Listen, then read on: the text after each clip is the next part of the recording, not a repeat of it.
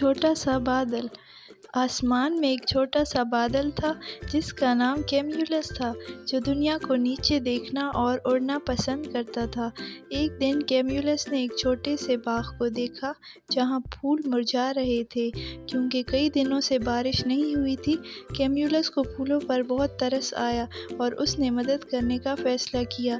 اس نے سمندر اور دریاؤں سے پانی اکٹھا کرنا شروع کر دیا، لیکن وہ بہت چھوٹا تھا، اس لیے اس کام میں اس کو وقت لگا۔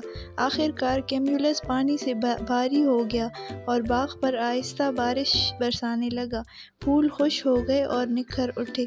باغبان بہت خوش ہوا اور کیمولس کا شکریہ ادا کیا، جو بہت خوش ہوا۔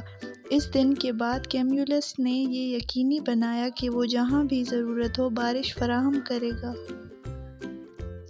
ہماری حوصلہ افزائی کے لیے چینل کو سبسکرائب اور ویڈیو کو لائک اور شیئر لازمی کر دیں۔ اللہ حافظ۔